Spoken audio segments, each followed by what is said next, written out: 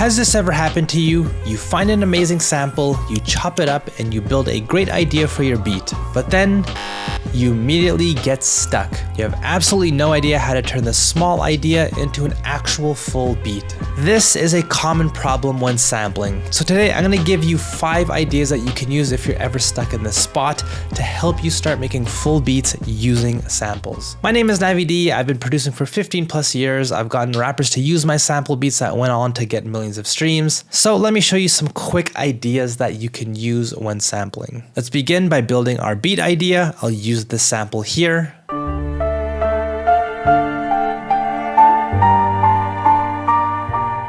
And this part of the sample jumped out to me. I just like the way it sounds.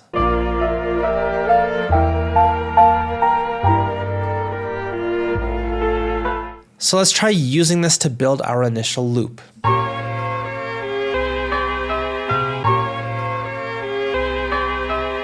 Next, I'll add some drums.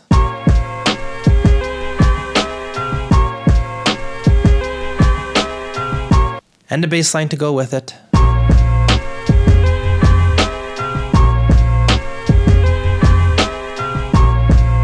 Alright, so we have a good beat idea here, and this is the stage where you might find yourself getting stuck. Well, not anymore with these 5 sampling ideas. And by the way, these sampling ideas come from a free sampling cheat sheet that I built. You can actually download it in the description box below. It's just a small tool that I built that will hopefully help make sampling easier, and again, it's just absolutely free. So idea number 1 is shifting your chops. This is a smaller, subtle change, but it can be an easy way to turn your short loop into a longer one, helping your beats sound less repetitive overall. Let me show you how it works. For example, as you can see, this chop lasts half a bar and this chop also lasts half a bar. But what if we shifted the rhythm of these chops to create something slightly different? So here I will extend my pattern out, but for the second part, I will shift the rhythm of when these chops play and for how long.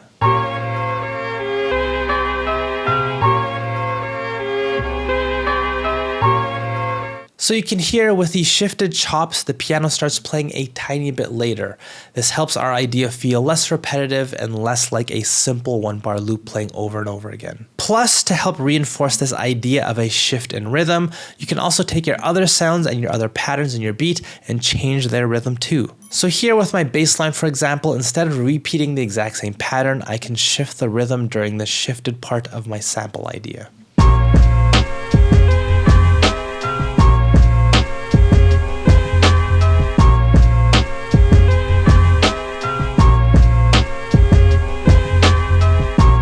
So again, a small but easy change that you can use to prevent loopitis. Idea number 2, an obvious one, is adding more chops. Again, another quick and easy way to introduce variation, but this is one that you have to be careful of when doing. So here, for example, if I add this chop into my beat,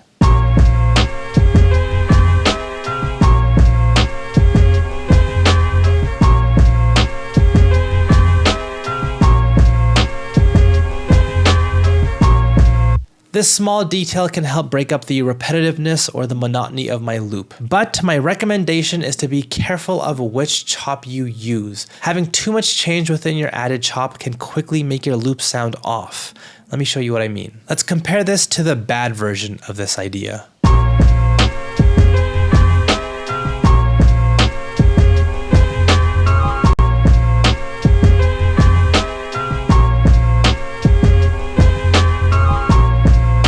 So here, all of a sudden, we get this blaring flute that comes in and it sounds absolutely jarring. So if you want to do this idea well, my recommendation is to create consistency. Whether it's the instrumentation in the sample or the notes being played, this can help your beats sound less repetitive but still sound like an actual beat rather than a random series of chops put together. Next up, idea number 3 is to extend your chop. This is a quick idea that you can test as well, so here's how it works. Instead of having the same idea play over and over again, you can try taking one of your chops and extending it to play for a much longer time.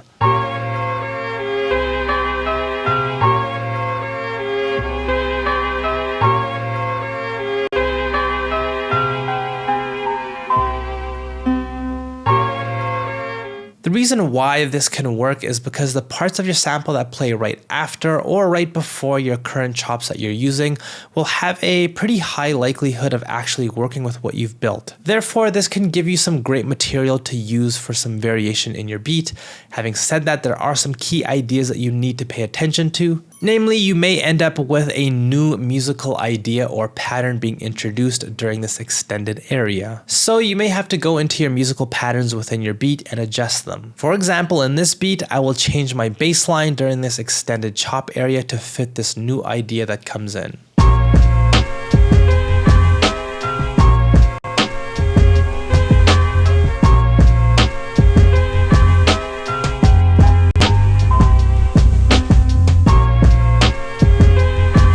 By the way, if you struggle to create patterns to go along with your sampled beats, that's exactly why I built Note Grabber, my sampling tool. This is a plugin that shows you all the notes in your sample. This helps make creating bass lines and melodies much easier to go along with your samples. If you click the link below to download that cheat sheet, I'm also including a free demo of Note Grabber to go along with it, so go ahead and give it a try. Idea number 4 is where we move on to bigger but harder ideas, starting with using new chops. But this is yet again where producers struggle and their beats often end up suffering. So let's talk about how to do this well. Firstly, let's find a different part of the sample to use.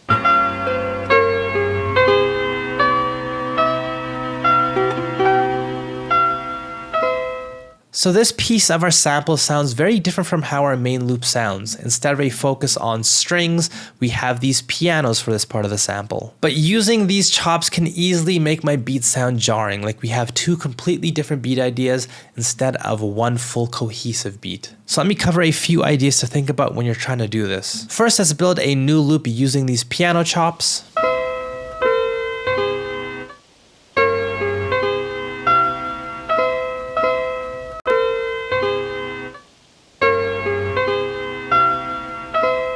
Now, one major error that producers make is changing too much. Not only do the chops change, but they decide to change every other pattern to go along with it, like new bass patterns and new bass lines. I find the opposite approach can help to create cohesion, to keep many of the same ideas. That way it doesn't feel jarring or inconsistent from what you've already built. So here I'm going to use the exact same drum pattern. I'm not going to change anything at all. And even though I will most likely have to change my bass line since musically this new loop is doing something different, I'm going to try my best to still carry over similar ideas as the last. So this is the bass line for my original loop, and you can see we have a lot of these thin notes in my pattern. And so for my new bass line, for these new chops, I'm going to think about using similar ideas here, and also similar notes as well.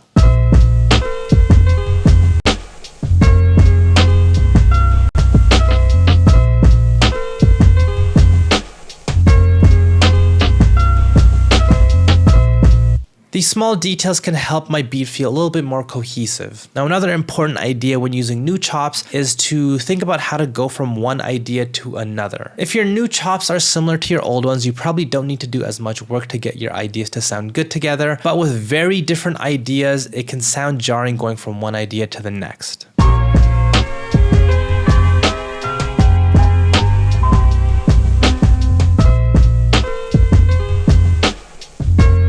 So this didn't sound horrible, but it wasn't great either. So this is when creating cues can help. Basically, this is the idea of letting the audience know that a change is about to happen before it happens. Think of it like in Jaws, when they start showing us the underwater shot and play that spooky music as the shark is getting closer and closer. This helps the audience understand that something is about to happen, compared to if they didn't do this at all and went from someone just innocently swimming and then suddenly getting eaten by a random shark out of nowhere. It would just feel jarring and confusing. And you can think of cues doing the same thing in your beat. To do this, I like minimizing or changing patterns or adding transitionary sounds or even using effects to do this. So here I will delete my drum pattern at the very end of my original idea, plus I'll delete the drum pattern from the beginning of my new idea. From here, I'll throw in a chime as a transitionary sound, and just with these few changes, let's take a listen.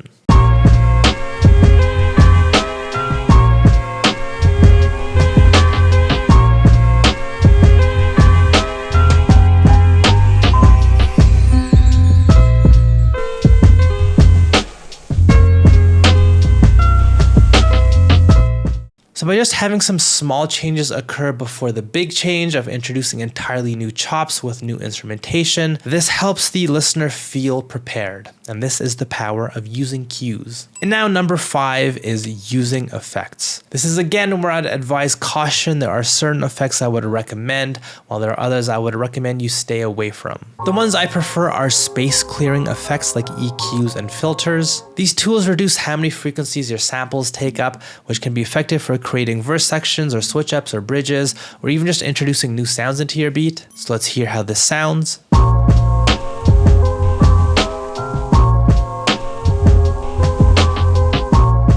Now there may be times when it doesn't feel like you have a good amount of balance, like either your beat sounds too full or too empty when you use these types of effects. Here, I feel like this beat feels too empty. So what we can try doing is recreating some of the same patterns within your sample, but use smaller instruments. So again, here I'm gonna use Note Grabber to see which notes are playing within my sample. Here I'm mimicking what my piano was doing in my sample by finding the notes like so, and then recreating them with another instrument. I'm gonna do the exact same thing with that faint flute in the beat as well.